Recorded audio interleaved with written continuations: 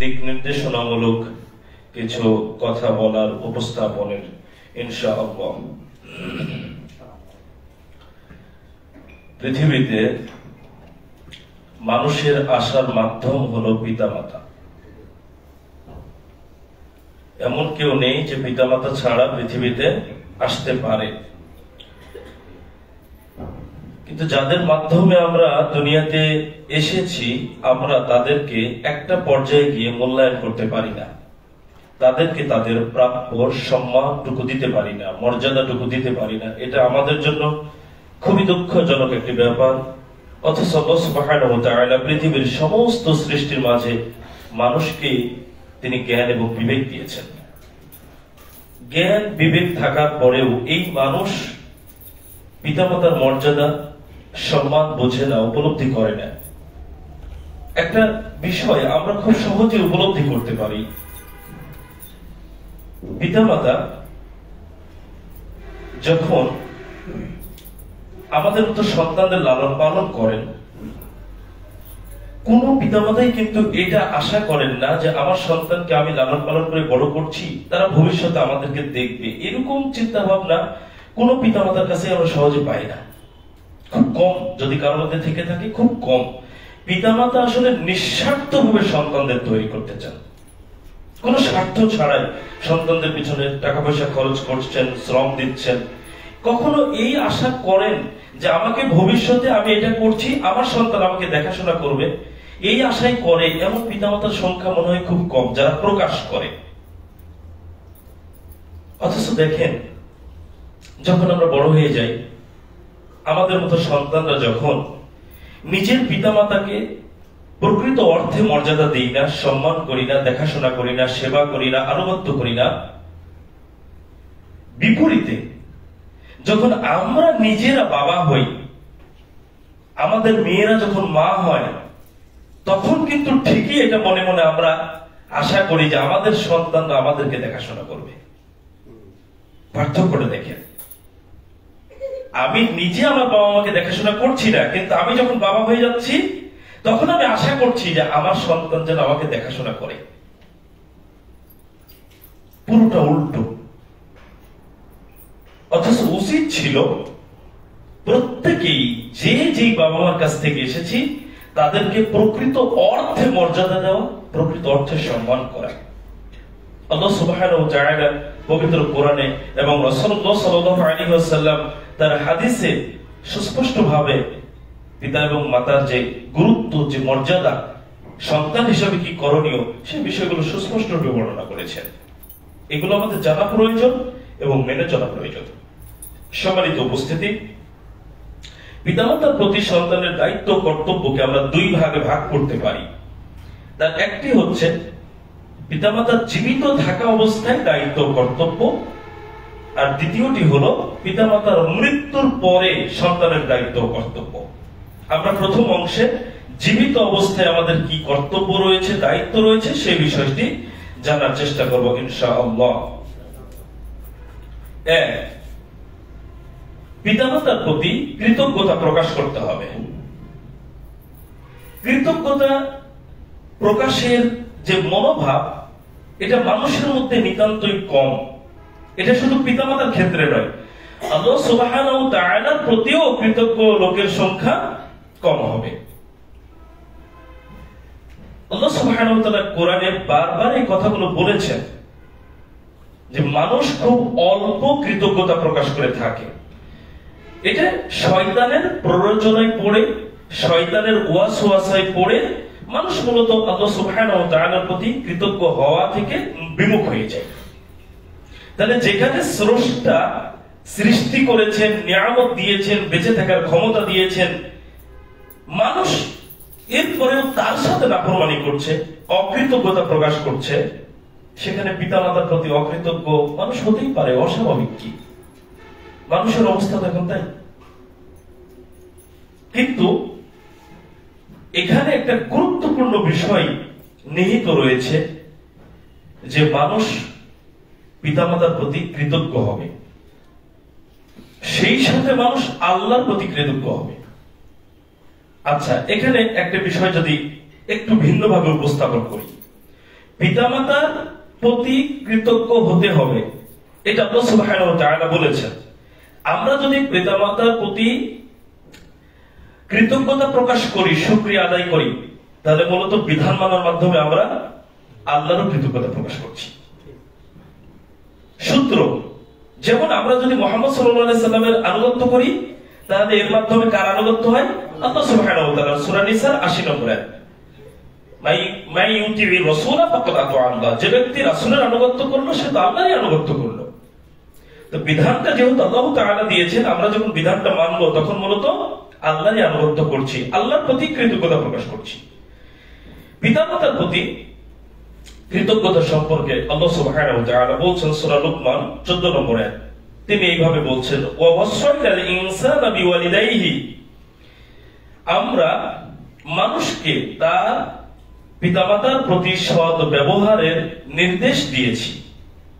হামালাতুহু উম্মুহু ওয়াহনান আলা ওয়াহনিন ওয়া ফিসালুহু ফি আমাইন, তার মা তাকে কষ্টের পর কষ্ট সহ্য করে গর্ভে ধারণ করে, আর তার দুধ ছাড়ানো হয় পূর্ণ 2 বছরে। আনিশকুরলি ওয়ালি ওয়ালিদাইকা, আমার প্রতি ও তোমার পিতামাতার প্রতি কৃতজ্ঞ হও, কৃতজ্ঞতা প্রকাশ করো। দেখুন, পিতামাতার সাথে সৎ ব্যবহার কেন করতে হবে?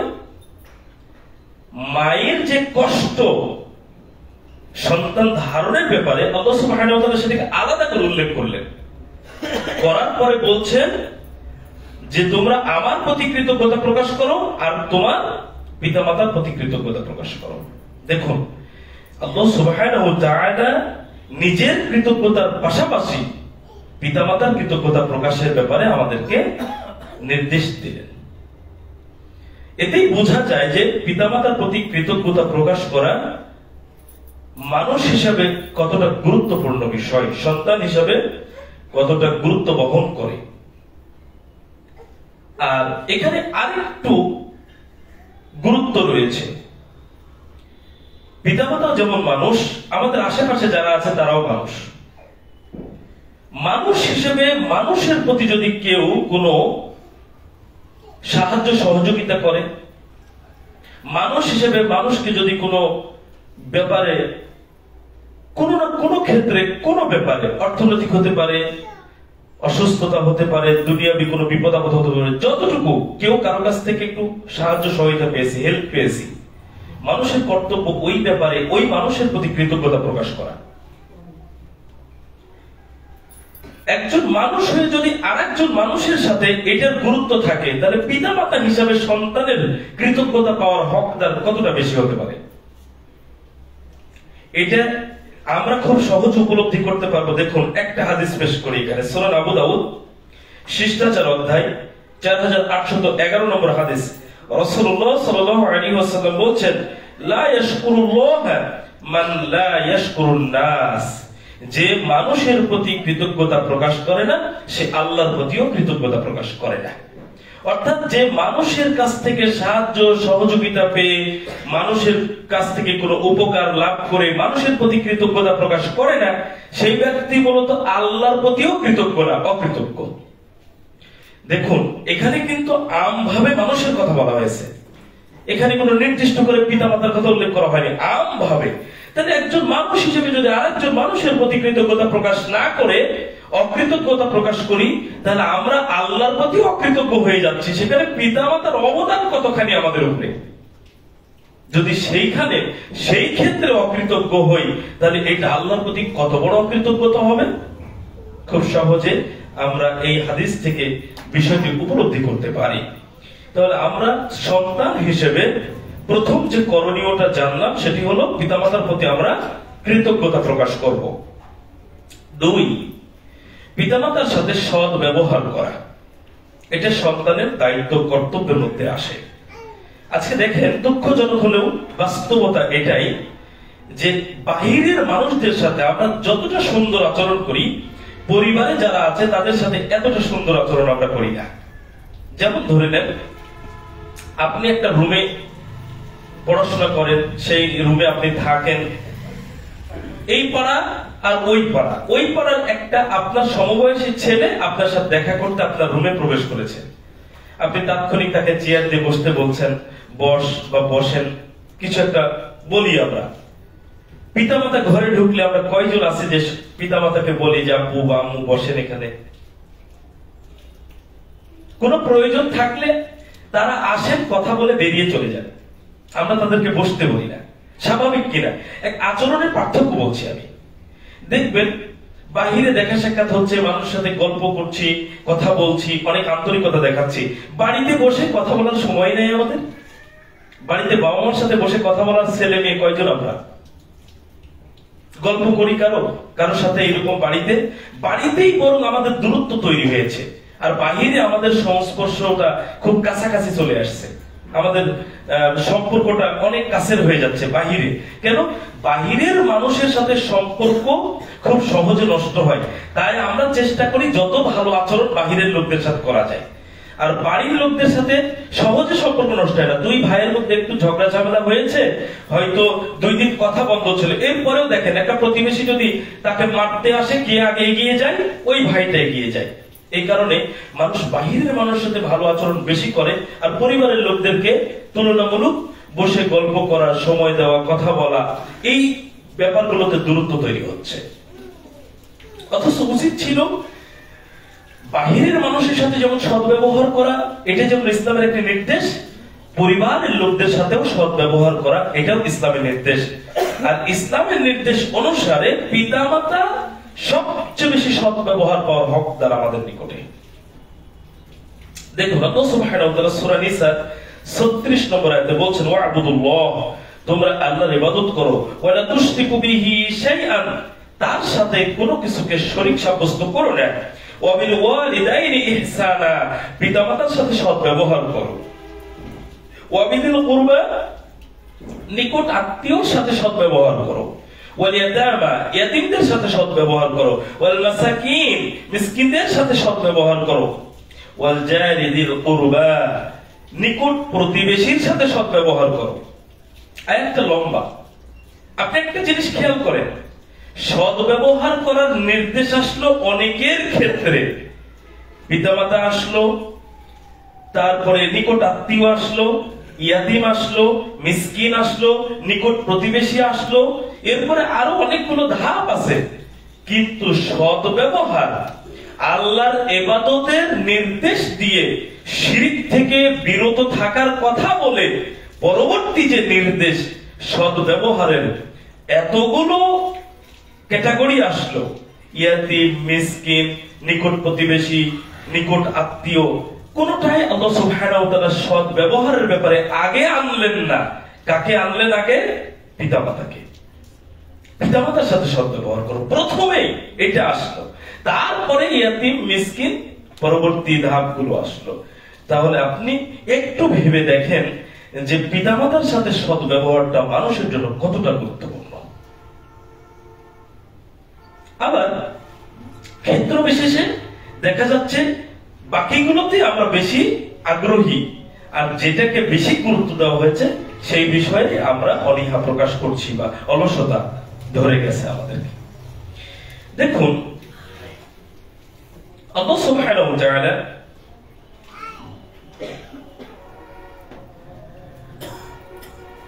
মানুষকে যে বিধানগুলো দিয়েছেন, বিধানগুলো মানার মাধ্যমে যেমন মানুষ সফলতা লাভ করতে পারে, বিধানগুলো লঙ্ঘনের মাধ্যমে কিন্তু মানুষ ক্ষতিগ্রস্ত হবে। আর ক্ষতিগ্রস্ত লাভবান হওয়ার বিষয়ে অনেক সূক্ষ্ম বিষয় আছে। যেমন আমি উদাহরণ টানছি, ব্যাপারগুলো তো আমাদের কাছে অনেক সহজ, কিন্তু এর যে ক্ষতি বা লাভ সেটা কিন্তু আমরা চিন্তা করি না। একটা হাদিসে রাসূলুল্লাহ সাল্লাল্লাহু আলাইহি ওয়াসাল্লাম বলেছেন, বুখারীর হাদিস, যে এক ব্যক্তি রাস্তা দিয়ে পথ চলছিল, তার সামনে কাঁটাযুক্ত একটা ডাল সে পায়। একটা গাছের ডালে কাঁটা আছে, যে কাঁটা কারো পায়ে লেগে যেতে পারে, মানুষ কষ্ট পেতে পারে, পশু প্রাণী কষ্ট পেতে পারে, এমন একটা কাঁটাযুক্ত ডাল। ওই লোকটি রাস্তা থেকে সরিয়ে ফেলেছে, মানে সাইড করে রেখেছে, যাতে কোনো পশু প্রাণী মানুষ কষ্ট না পায়। রাসূলুল্লাহ সাল্লাল্লাহু আলাইহি সাল্লাম বলছেন আল্লাহ তাআলা তার এই কাজকে পছন্দ করেছেন এবং তার পাপগুলোকে ক্ষমা করে দিয়েছেন। আচ্ছা বলেন, এতটুকু একটা কাজ আমাদের কাছে কোনো গুরুত্ব আছে? আমি বোঝানোর জন্য বলছি, আমরা তো কারো উপরে একটু রাগ হলে রাস্তায় বাড়ির কাছ দিয়ে যাতে যেতে না পারে খেজুরের কাঁটা দিয়ে রাখি, বেলের কাঁটা দিয়ে রাখি, কেন? যাতে যেতে না পারে। আর ফজিলত কতখানি, রাস্তা থেকে একটা কষ্টদায়ক বস্তু সরানো, একটা ছোট কাজ। আমরা ইট পাটকেল পড়ে থাকলে ডিঙ্গিয়ে চলে যায়, কিন্তু সরাই না। কিন্তু ছোট্ট কাজ, সফলতা কত বড় হলো। আবার আপনি ব্যর্থতার দিকে যদি দেখেন, ছোট ছোট কাজ মানুষের কর্মগুলোকে ব্যর্থ করে দেওয়ার জন্য যথেষ্ট। আজকে মুখ দিয়ে কথার মাধ্যমে আমরা শিরক করছি না? সবাই কি মাজারে গিয়ে সিজদা দিয়ে শিরক করে? কথার মাধ্যমে কিন্তু অনেক শিরক হয়ে যায়। তো জাস্ট একটা কথা। তো পিতামাতার সাথে আচার আচরণের ক্ষেত্রে আমরা অনেক সময় এত খারাপ আচরণ করি যেটা আমরা কল্পনাই করতে পারি না। আমরা ভাবি না যে এত খারাপ আচরণ পিতামাতার সাথে করে ফেললাম, অথচ আল্লাহ সুবহানাহু ওয়া তাআলা এমন একটা সূক্ষ্ম উদাহরণ পেশ করছেন। আমরা আয়াতটা শুনি, বিষয়টা উপলব্ধি করতে পারবো যে আমরা তো এত সূক্ষ্ম পরিসরে চিন্তাই করি না। আমরা যে খারাপ আচরণ করি ওটা তারও অনেক পরের ব্যাপার।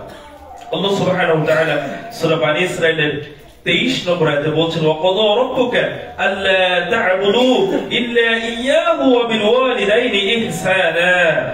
আপনার রব নির্দেশ দিয়েছেন তিনি ছাড়া অন্য কারো ইবাদত করো না, আর পিতামাতার সাথে সৎ ব্যবহার করো। আয়াতের পরের অংশে বলা হচ্ছে, ইম্মা ইয়াবলুগান্না ইনদাকাল কিবারা আহাদুহুমা আও কিলাহুমা, তাদের একজন অথবা তাদের উভয়ে তোমার জীবদ্দশায় বার্ধক্যে উপনীত হলে, অর্থাৎ আমাদের সন্তানটা বেঁচে থাকতেই যদি পিতামাতা বৃদ্ধা হয়ে যায়, এমন অবস্থা যদি চলে আসে, তাহলে কি করতে হবে? দেখুন, ফালা তাকুল লাহুমা উফফিন ওয়া লা তানহারহুমা, তবে তাদেরকে বিরক্তি সূচক কিছু বলো না, উফ শব্দটাও বলো না। খুব সূক্ষ্ম কথা, আমি যেটা বোঝানোর জন্য আগের উদাহরণটা দিলাম। তারপরে বলা হচ্ছে ওয়াকুল লাহুমা কওলান কারীমা, তাদেরকে ভৎসনা করো না, আগের অংশে বলা হয়েছে। আর পরের অংশে বলা হচ্ছে ওয়াকুল লাহুমা কওলান কারীমা, তাদের সাথে কথা বলবে সম্মানজনক কথা, সম্মান দিয়ে কথা বলবে। দেখুন, উপ শব্দ করা, পিতামাতা যখন বয়স হয়ে যায় তখন পিতামাতা অনেক সময় আমাদের অনেক কথা বুঝতে পারে না, তখন একটা কথা দুইবার তিনবারও বলা লাগে। যখন বুঝতে পারে না তখন অনেক সময় আমরা ধমক দিয়ে ফেলি।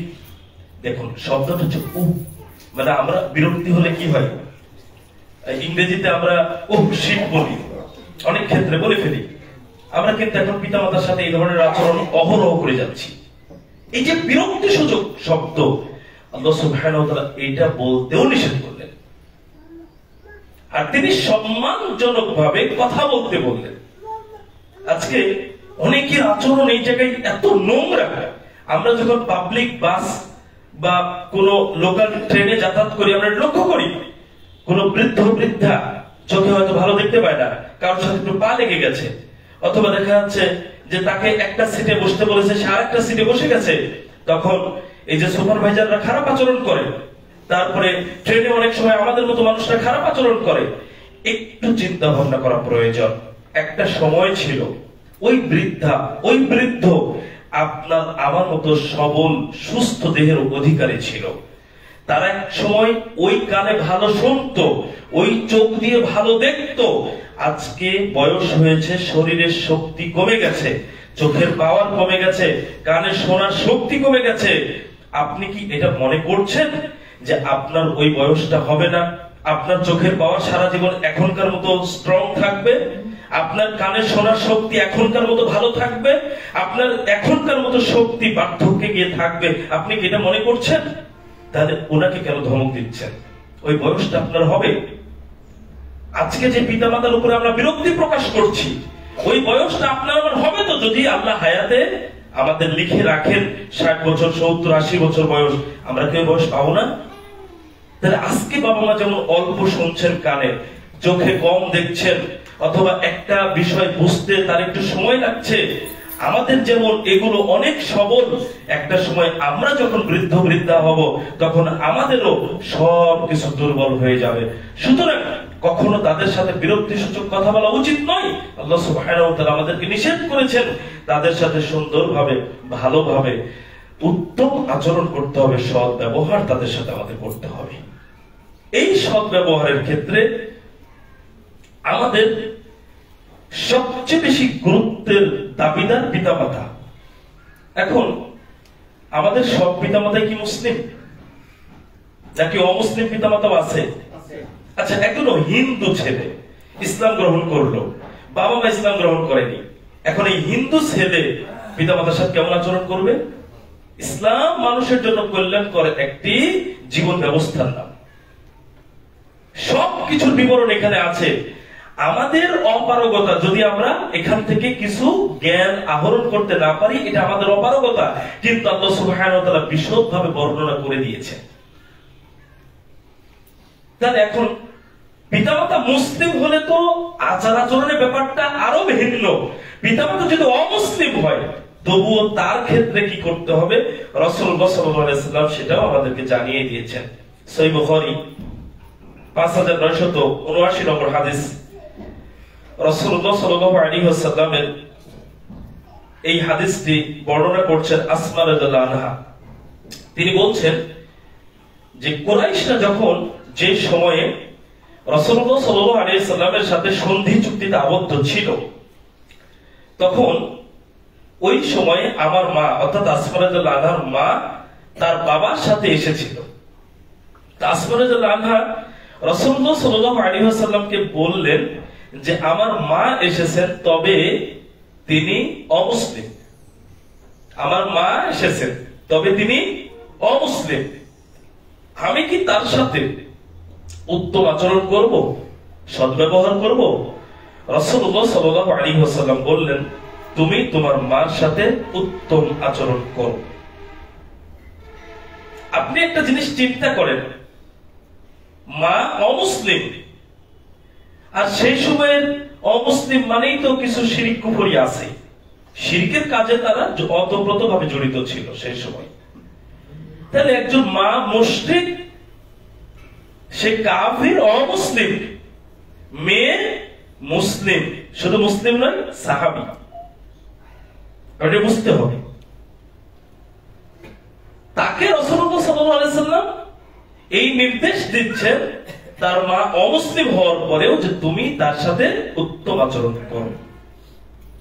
তাহলে পিতামাতার সাথে উত্তম আচরণ করা, ভালো ব্যবহার করা কতটা জরুরি, এই হাদিস থেকে তা আমরা সহজেই অনুমান করতে পারি।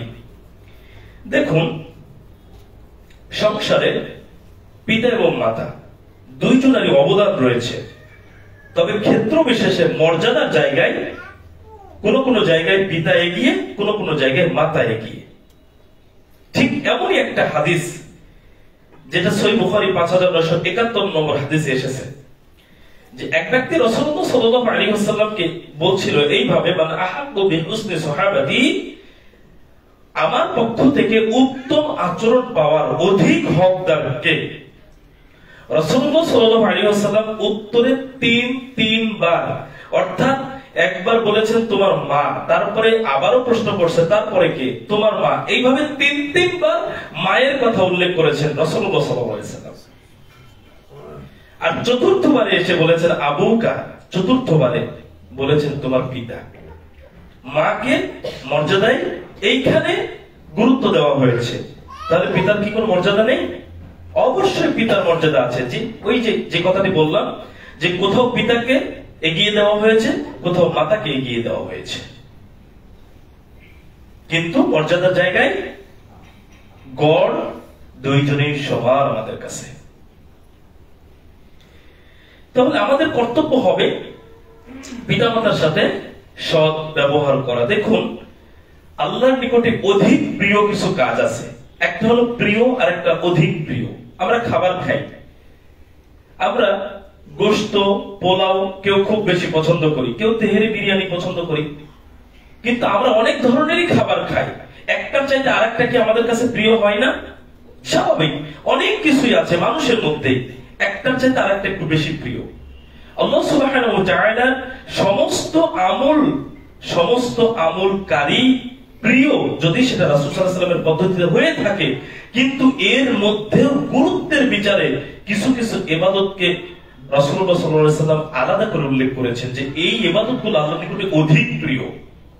তার মধ্যে একটা হাদিস, সহিহ বুখারী 527 নম্বর হাদিস, রাসূলুল্লাহ সাল্লাল্লাহু আলাইহি ওয়াসাল্লাম বলছেন আল্লাহর নিকট অধিক প্রিয় যে কয়টি কাজের কথা এখানে হাদিসে এসেছে, তার মধ্যে একটি হলো বিররুল ওয়ালিদাইন, পিতামাতার সাথে সৎ ব্যবহার করা আল্লাহর নিকটে অধিক প্রিয় একটি আমল।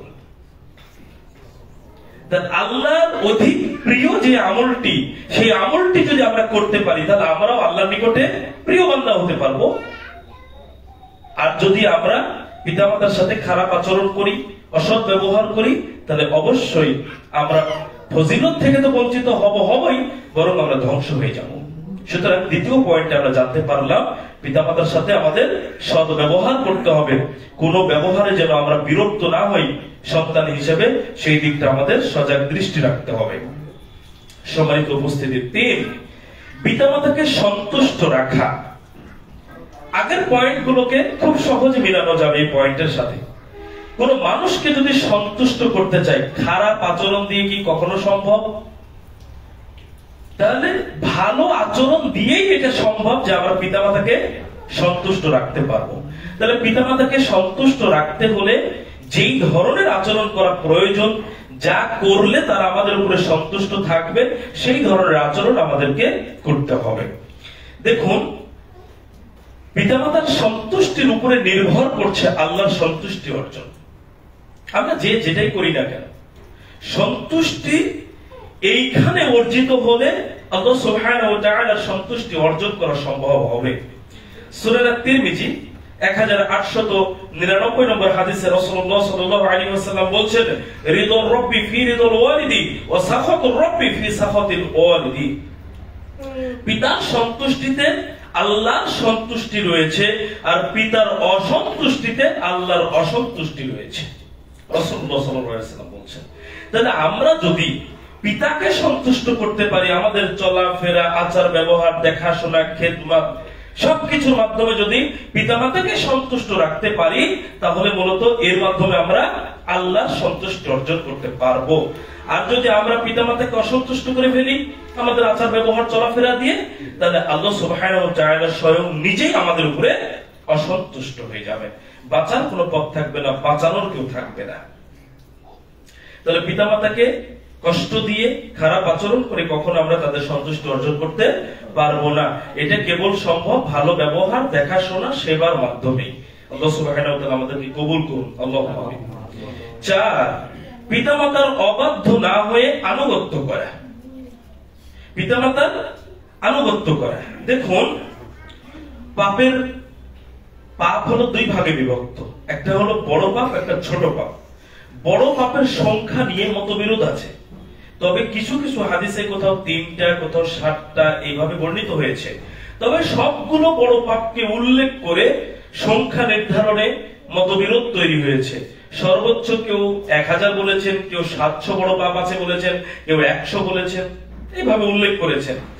এই যে কাবীরা গুনাহ, বড় পাপ, এই বড় পাপের একটা পাপ হলো পিতামাতার অবাধ্য চলা, পিতামাতার আনুগত্য না করা, পিতামাতার নাফরমানি করা, পিতামাতার কথা না শোনা। এটা হলো বড় পাপের অন্তর্ভুক্ত একটি পাপ।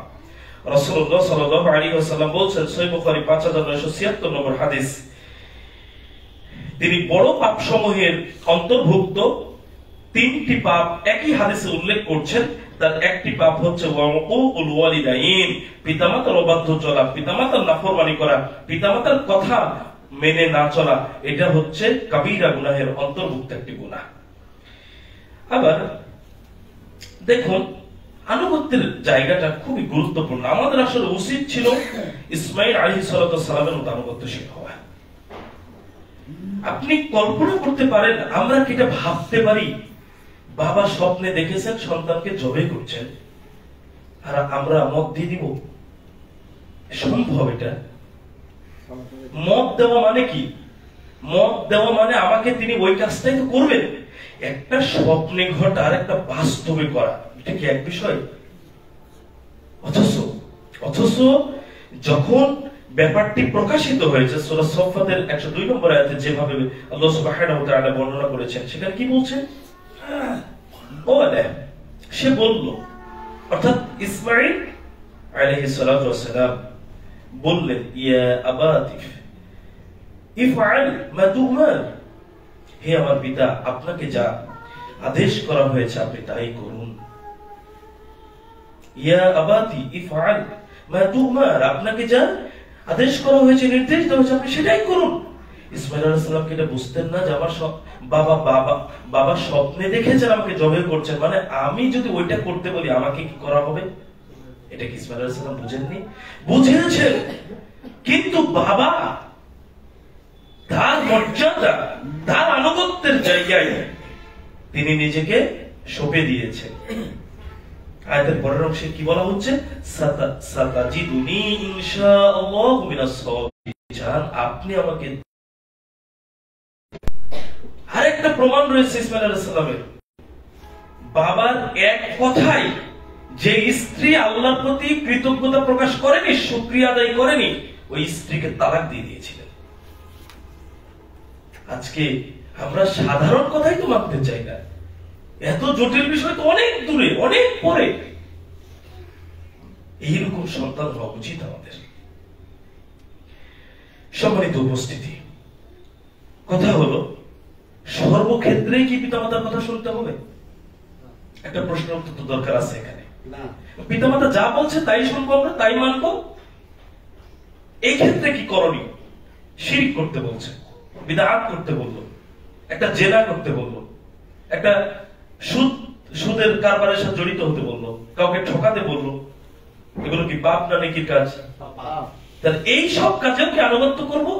দেখুন, এই ব্যাপারে আল্লাহ সুবহানাহু ওয়া তাআলা সূরা লুকমানের 15 নম্বর আয়াতে বলেছেন, ওয়া ইন জাহাদাকা আলা আন তুশরিকা বি মা লাইসা লাকা বিহি ইলম, তোমার পিতামাতা যদি তোমাকে পীড়াপিড়ি করে, জোর জবরদস্তি করে আমার সাথে শিরক করার ব্যাপারে, আল্লাহর সাথে শিরক করার ব্যাপারে পিতামাতা যদি জোর জবরদস্তি করে, পীড়াপিড়ি করে, তাহলে কি করবে?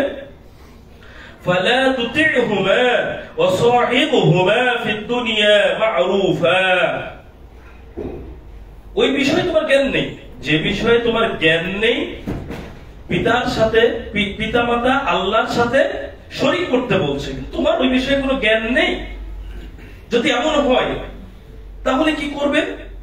তুমি তাদের কথা মানবে না। ফালা তুতি'হুমা ওয়া সাহিবহুমা ফিদ দুনিয়া মা'রুফা, তুমি তাদের কথা মানবে না, তবে পৃথিবীতে তাদের সাথে সৎভাবে বসবাস করবে।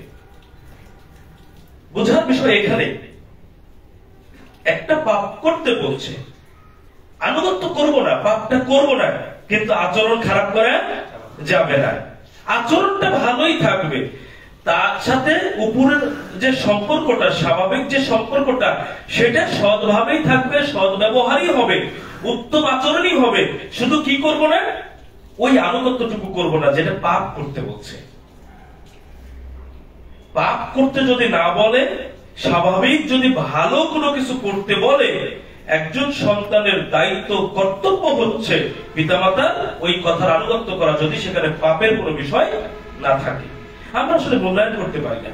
সৌদি আরবের একজন বিজ্ঞ সালাফি আলেম, বর্তমান সময়ে তিনি জীবিত আছেন, তিনি বক্তব্য দিচ্ছেন, জুমার খুতবা না, স্বাভাবিক তালিমি বৈঠকের যে বক্তব্য বা দাস, সেখানে বক্তব্য দিচ্ছেন, তার মা ফোন দিয়েছেন, বক্তব্য বন্ধ করে দিয়ে মার ফোন রিসিভ করলেন।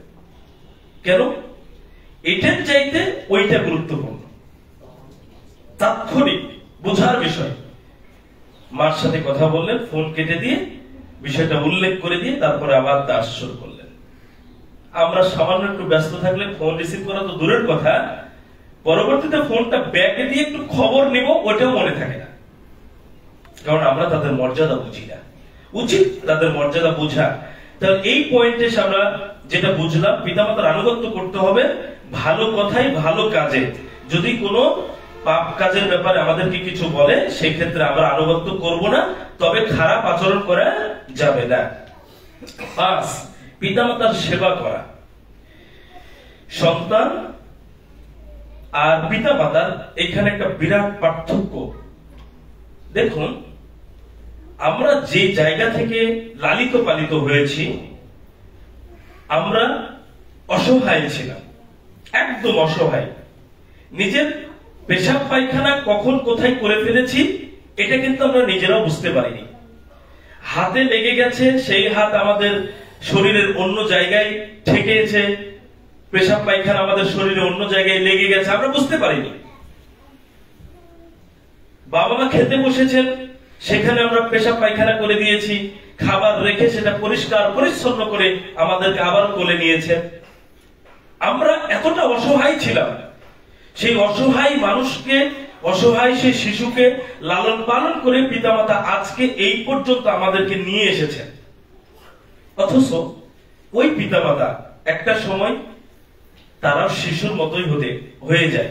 কখন? যখন বার্ধক্য উপনীত, তখন তাদের ব্রেন আগের মতো কাজ করে না, তাদেরও শরীরের ওই শক্তি থাকে না, তাদেরও প্রস্রাব পায়খানার ব্যাপারটা শিশুকালের মতো হয়ে যায়, তারা চলাফেরা করতে পারে না। তা আমরা যেমন ছোটবেলায় পিতামাতার প্রতি মুখাপেক্ষী ছিলাম, যে তারা আমাদের প্রস্রাব পায়খানা পরিষ্কার পরিচ্ছন্ন না করলে আমাদের কোনো উপায় ছিল না, আমরা ওর মধ্যেই থেকে যেতাম। ঠিক তারাও একটা সময় সন্তানের উপরে নির্ভরশীল হয়ে যায়। কখন? যখন বয়সটা শেষ হয়ে যায়, তখন বার্ধক্যে উপনীত হয় যখন, তখন তো তারা তাদের দায়িত্ব অবহেলা করেননি, আমাদেরকে ওই অসহায় অবস্থা থেকে লালন পালন করেছে। কিন্তু দুঃখজনক হলো সত্য কথা, আমরা আমাদের দায়িত্ব অবহেলা করি যখন আমাদের উপরে আমাদের বাবা মা নির্ভরশীল হয় তখন। অথচ তাদের এই সেবার মাধ্যমেই মূলত আমাদের সফলতা ছিল অর্জনের একটা গুরুত্বপূর্ণ মাধ্যম। একজন সাহাবীর একটা গুরুত্বপূর্ণ ঘটনা দেখুন, সহিহ বুখারীতে আসছে, আচার ব্যবহার অধ্যায় 5972 নম্বর হাদিস। এক ব্যক্তি রাসূলুল্লাহ সাল্লাল্লাহু আলাইহি ওয়াসাল্লামকে অনুমতির জন্য বলল, মানে জিহাদে যেতে চায়, যুদ্ধে যেতে চায়, এর জন্য অনুমতি প্রার্থনা করলো রাসূলুল্লাহ সাল্লাল্লাহু আলাইহি ওয়াসাল্লামের নিকটে। তো তিনি বললেন, লাকা আবাওয়ানি, তোমার কি পিতামাতা আছে? রাসূলুল্লাহ সাল্লাল্লাহু আলাইহি ওয়াসাল্লাম জিজ্ঞেস করছেন, তোমার কি পিতামাতা আছে? ওলা, সে বলল, নাম, হ্যাঁ আমার পিতামাতা আছে। ওলা, তিনি বললেন, অর্থাৎ রাসূলুল্লাহ সাল্লাল্লাহু আলাইহি ওয়াসাল্লাম বললেন, ফাফিহিমা ফাজাহিদ, তুমি তাদের সেবা করার মাধ্যমে জিহাদ করো। জিহাদটা কি? ফরজ। জিহাদ ফরজ। যুদ্ধে যাওয়ার জন্য, জিহাদে যাওয়ার জন্য লোকটি অনুমতি প্রার্থনা করলো, অথচ রাসূলুল্লাহ সাল্লাল্লাহু আলাইহি ওয়াসাল্লাম তাকে যুদ্ধে যাওয়ার অনুমতি না দিয়ে বললেন, তুমি তোমার পিতামাতার সেবা করার মাধ্যমে জিহাদ করো। তারপরে ওখানে যাওয়ার চাইতে তোমার জন্য এখানে গুরুত্বপূর্ণ বেশি। বাকিরা তো ওখানে যাচ্ছে, সবাইকে তো বলেননি যে তুমি তোমার পিতামাতার সেবা করার মাধ্যমে জিহাদ করো, সবাইকে বলেননি। তার এখানে প্রয়োজন ছিল, এমন কোন অপারগতা ছিল, সে চলে গেলে হয়তো পিতামাতার অনেক বড় ক্ষতি হতে পারত, দেখাশোনা করার হয়তো তেমন কেউ ছিল না, এমন হতে পারত।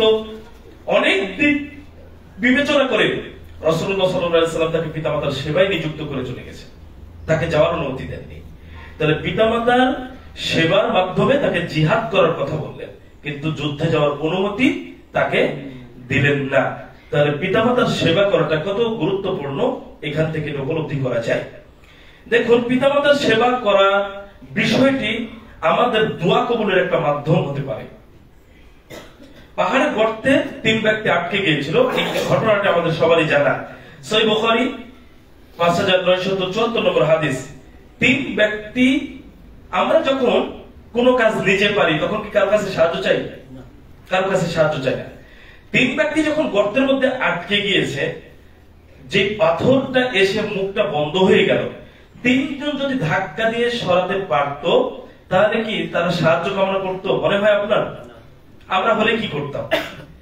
অবশ্যই পাথরটা এমন ছিল যে তিনজনের এই শক্তি ছিল না ওইটাকে নড়িয়ে সরাবে এবং বের হবে। তখন তিনজনে তিনটা ভালো কর্মের কথা আল্লাহ সুবহানাহু ওয়া তাআলার নিকটে বলে পাথরটা সরানোর জন্য দোয়া করেছিল। তার একজন ব্যক্তি ছিল যে পিতামাতার সেবা করত, সে এই কথাটি উল্লেখ করে আল্লাহ সুবহানাহু ওয়া তাআলার নিকটে সাহায্য প্রার্থনা করেছিল যে আল্লাহ তুমি পাথরটাকে সরিয়ে দাও। আল্লাহ সুবহানাহু ওয়া তাআলা পাথরটাকে সরিয়ে দিয়েছিলেন। তাহলে পিতামাতার সেবা করলে এই হাদিস থেকে আমরা দলিল গ্রহণ করতে পারি নিঃস্বার্থভাবে আল্লাহর সন্তুষ্টির জন্য যদি আমরা পিতামাতার সেবা করি তাহলে আমাদের দোয়া কবুল হওয়ার এটা একটি মাধ্যম হবে। সম্মানিত উপস্থিতি, পিতামাতার সেবা করার মাধ্যমে যেমন আমরা সফল হতে পারি, ঠিক তেমনি ভাবে পিতামাতার সেবা না করে তাদেরকে কষ্টের মধ্যে ফেলে দিয়ে আমরা ধ্বংস হতে পারি। দুটি মাধ্যমে আমাদের ওখানে আছে। তো আমরা সফলতার অংশটুকু শুনলাম, এবার ব্যর্থতার অংশটুকু দেখি। সহিহ মুসলিম 6404 নম্বর হাদিস, রাসূলুল্লাহ সাল্লাল্লাহু আলাইহি ওয়াসাল্লাম তিনবার একই বাক্য ব্যবহার করেছেন। তিনি বলছেন রগিমা আনফু, তার নাক ধুলি মলিন হোক, মানে সেই লোক ধ্বংস হোক। তিনবার একই কথা। এরপর হাদিসে বলা হচ্ছে কিলা মান ইয়া রাসূলুল্লাহ সাল্লাল্লাহু আলাইহি ওয়াসাল্লাম, বলা হলো এই ব্যক্তিটি কে যে ধ্বংস হোক বা যার নাক ধুলি মলিন হোক, কে সেই ব্যক্তি? রাসূলুল্লাহ সাল্লাল্লাহু আলাইহি ওয়াসাল্লাম বলেন মান আদরাকা আবাওয়াইহি ইনদাল কিবারি আহাদাহুমা আও কিলাইহিমা ফালাম ইয়াদখুলিল জান্নাহ, যে ব্যক্তি পিতামাতা উভয়কে অথবা তাদের একজনকে নিজের জীবদ্দশায় বার্ধক্যে উপনীত অবস্থায় পেয়েছে কিন্তু জান্নাতে প্রবেশ করতে পারেনি, এই ব্যক্তি ধ্বংস হোক। কথার অর্থ কি দাঁড়ালো? পিতামাতা দুইজন অথবা যে কোনো একজনকে বৃদ্ধা অবস্থায় আমরা পেলাম, কিন্তু তাদের সেবা যত্ন করে, তাদের খেদমত করে, তাদের দেখাশোনা করে, আল্লাহর সন্তুষ্টি অর্জন করে আমরা জান্নাতে প্রবেশ করতে পারলাম না, মানে আমরা ধ্বংস হয়ে গেলাম। আমরা একটা সুযোগ হাতছাড়া করলাম। রাসূলুল্লাহ সাল্লাল্লাহু আলাইহি ওয়াসাল্লাম মেম্বারে উঠে তিনবার আমিন বলার একটা ঘটনা আমরা জানি না? সেইখানে একটা বিষয় কি ছিল? এই বিষয়টাই ছিল যে পিতামাতাকে বৃদ্ধ অবস্থায় পেল, বার্ধক্য উপনীত অবস্থায় পেল, কিন্তু সেবা যত্ন করে জান্নাতে প্রবেশ করতে পারলো না, জান্নাতে যেতে পারলো না, সে ধ্বংস। রাসূলুল্লাহ সাল্লাল্লাহু আলাইহি ওয়াসাল্লাম আমিন বলেছিলেন। তাহলে পিতামাতার সেবার মাধ্যমে আমরা যেমন সফলতা অর্জন করতে পারি, ঠিক তেমনি ভাবে তাদের সেবা না করে তাদেরকে কষ্টে নিপতিত করে বা কষ্টের মধ্যে ফেলে দিয়ে আমরা ব্যর্থ হয়ে যেতে পারি, ধ্বংস হয়ে যেতে পারি। সুতরাং এই ব্যাপারে আমাদের সচেতন হতে হবে। আজকে বড় দুঃখজনক ব্যাপার এটা যে আমরা দেখুন এখানে কেউ এমন আছেন না যে 5টা ভাই? অনেকেই আছে। আমরা যারা আগের, আমাদের অনেক পরিবারে 5টা 7টা ভাই আছে, আমরা 2টা 3টা বোন আছে, নাই? এরকম আছে, পরিবার আছে। এখনকার ছেলে মেয়েরা 2জন 3জন ভাই বোন, কিন্তু আমাদের সময় আমরা দেখেছি বা এখনো আছে, আগের মানুষদের মধ্যে দেখি আমার এক ভাই পরিচিত 19 ভাই বোন। 19 ভাই বোন। আগে মানুষের অভাব অনটন বেশি ছিল, ভাই বোন বেশি ছিল, মায়ের ওই ছোট্ট হাঁড়িতেই রান্না হয়েছে, কারো কোনো সমস্যা হয়নি, সবাই এক হাঁড়ির খাবার খেয়ে আমরা দেখেছি।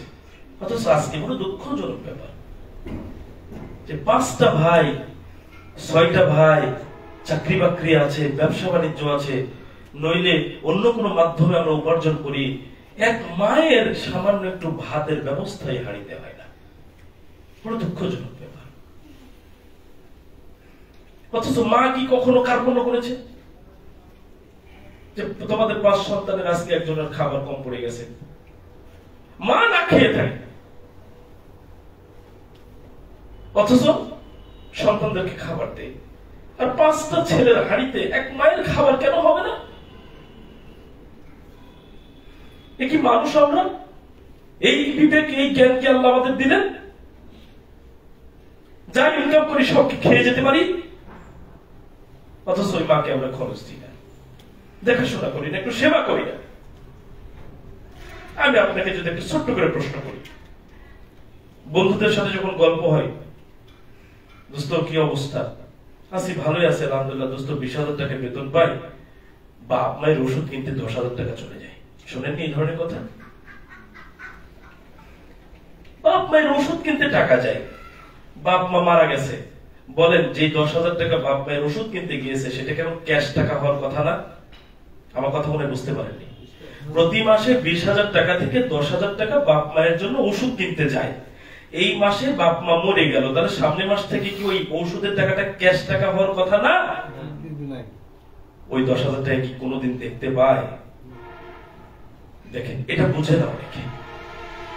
ওই 10,000 টাকা খরচের জায়গা বের হয়, কিন্তু আমরা বুঝতে পারি না।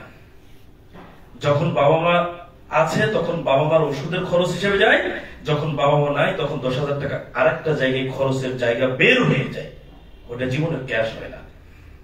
অথচ আজকে যে পরিমাণ আমরা ইনকাম করি, আমরা কি সবাই খেয়ে মরতে পারি? যে খাবার আমি অর্জন করে উপার্জন করে খেয়ে মরতে পারি না, সেখান থেকে আমার মাকে দিতে আমার বাধাটা কোথায় হয়? আমার বাবাকে খেতে দিতে বাধাটা কোথায় হয়? কতখানি খাবার তারা খায়? সচেতন হই। আল্লাহ সুবহানাহু ওয়া তাআলা আমাদেরকে দয়া করুন, কবুল করুন। সম্মানিত উপস্থিতি, 6, পিতামাতাকে গালি না দেওয়া। আজকে তো এই বিষয়টা আমরা খুব সহজ উপলব্ধি করতে পারি। কখনো কখনো মানুষ আমরা নিজেরা নিজের মুখে পিতামাতাকে গালি দিই, কটাক্ষ ভাষায় কথা বলি, কখনো বা পরোক্ষভাবে গালি দিই। দুটিই খারাপ, দুটিই খারাপ। অথচ এই গালি দেওয়া পরোক্ষভাবে হোক আর নিজের মুখে সরাসরি হোক, উভয়টি কাবিরা গুনাহের অন্তর্ভুক্ত, উভয়টি আমাদের জন্য ক্ষতির কারণ। রাসূলুল্লাহ সাল্লাল্লাহু আলাইহি ওয়াসাল্লাম বলেছেন, সহিহ বুখারী 5973 নম্বর হাদিস, কাবিরা গুনাহের সমূহের মধ্যে বড় গুনাহ বা একটি বড় গুনাহ হচ্ছে পিতামাতাকে লাআনত করা, অভিশাপ দেওয়া, গালি দেওয়া। সাহাবায়ে কেরামগণ বলছেন যে এমন সন্তান কি হতে পারে, এমন কি মানুষ হতে পারে যে আপন পিতামাতাকে গালি দিবে, আপন বাবা মাকে গালি দেয়? এমন কি মানুষ হতে পারে? মানুষ কি এই কাজ করতে পারে? রাসূলুল্লাহ সাল্লাল্লাহু আলাইহি ওয়াসাল্লাম বলেছেন, ইয়াসুবুর রাজুলু আবার রাজুলি ফায়াসুবু আবাহু ওয়া ইয়াসুবু উম্মাহু। যেমন একজন ব্যক্তি আরেকজন ব্যক্তির বাবাকে গালি দিল, সে তখন উল্টে তার বাবাকে গালি দিল। একজন ব্যক্তি আরেকজনের মাকে গালি দিল, সে উল্টে তার মাকে গালি দিল, মানে সে নিজেই দিল। আমি যদি আপনার বাবাকে গালি দিই, আপনি কি বসে থাকবেন? এত ভালো মানুষ কি আছে? সংখ্যায় কম। এই যে আমি গালি দিলাম আগে, আমি না দিলে তো আপনি দিতেন না। আমি আপনার বাবা মাকে গালি দিলাম, আপনি আমার বাবা মাকে গালি দিলেন। রাসূলুল্লাহ সাল্লাল্লাহু আলাইহি ওয়াসাল্লামের হাদিস অনুসারে বোঝাচ্ছে যে আমি আমার বাবা মাকে গালি দিলাম, এটা হলো কাবিরা গুনাহ। পরোক্ষভাবে গালিটাই যদি কাবিরা গুনাহ হয়, সরাসরি মুখে যে গালিটা দিচ্ছি সেটার অবস্থা কত বড় ভয়াবহ অপরাধ এটা। তাহলে একজন সন্তান হিসেবে কখনো এটা উচিত নয় যে পিতামাতাকে আমরা কটু কথা বলবো, গালিগালাজ করবো। আল্লাহ সুবহানাহু ওয়া তাআলা আমাদেরকে হেফাজত করুন এইরূপ অন্যায় থেকে। আল্লাহুম্মা আমিন। 7, পিতামাতার জন্য দোয়া করা। পিতামাতার জন্য দোয়া করতে হবে। দুঃখজনক হলেও সত্য কথা যে আমরা সন্তানদের কাছ থেকে অনেক কিছু আশা করি, কিন্তু সন্তানদেরকে কিছু শেখাই না। আপনি একটা সুপারি গাছ লাগিয়েছেন, ফজলির আম ধরবে না সুপারিতে সুপারি ধরবে? সুপারি ধরবে। যে সন্তান ছোটবেলা থেকে বিড়ি সিগারেট টানে, কাবা কোন দিক বুঝে না, মসজিদে আসে না, সালাত আদায় করে না, কোরআন পড়া জানে না, আপনি আশা করতেই পারেন তার কাছে যে সন্তান আমার জন্য দোয়া করবে। ও কি পারবে? ও কি শিখেছে? আপনি কি শিখিয়েছেন? ও কিভাবে জানাজা পড়াবে? ও কিভাবে আপনার আমার জন্য দোয়া করতে পারে? শিখানো দরকার, তারপরেই তো আমরা দোয়াটা করতে পারবো। আর একজন সন্তান হিসেবে পিতামাতার জীবদ্দশাতেও দোয়া করতে হবে, মৃত্যুর পরেও দোয়া করতে হবে। এটা সন্তান হিসেবে দায়িত্ব, কর্তব্য। আল্লাহ সুবহানাহু ওয়া তাআলা সূরা বনী ইসরাঈলের 24 নম্বর আয়াতে বলেছেন ওয়াখফিদ লাহুমা জানাহাদ দুল্লি মিনার রাহমাহ, তাদের জন্য সদয়ভাবে নম্রতার সাথে নম্রতার বাহু প্রসারিত করে দাও। ওয়াকুল, আর বলো রব্বিরহামহুমা কামা রাব্বায়ানি সগীরা, তাদের প্রতি দয়া করুন যেভাবে শৈশবে তারা আমাকে লালন পালন করেছে। পিতামাতার জন্য দোয়া, রব্বিরহামহুমা কামা রাব্বায়ানি সগীরা, এই দোয়াটা বেশি বেশি করবেন। সালাতে সালাম ফেরানোর আগ মুহূর্তে এই দোয়া করবেন।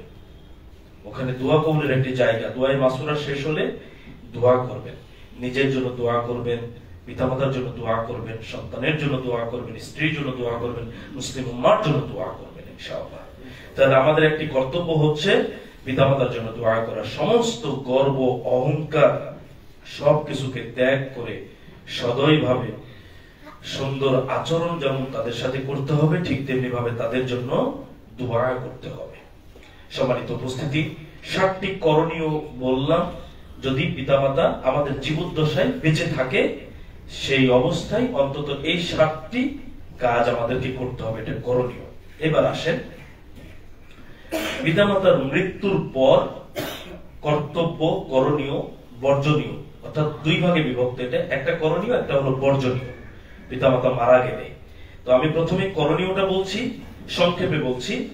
পিতামাতার মৃত্যুর পরে দোয়া করতে হবে। সুনান তিরমিজি 1380 নম্বর হাদিস, সুনান আবু দাউদ 1880 নম্বর হাদিস।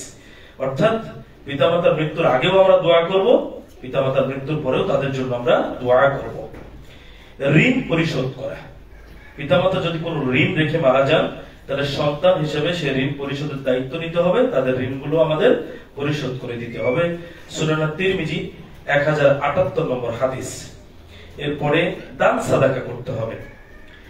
সন্তান হিসেবে আমাদের এটা একটি করণীয় বিষয় পিতামাতার মৃত্যুর পরে, যে তাদের পক্ষ থেকে আমরা দান সাদাকা করব। যেমন একজন ব্যক্তি অনুপস্থিত ছিলেন মারা যাওয়ার সময়, অনুপস্থিত।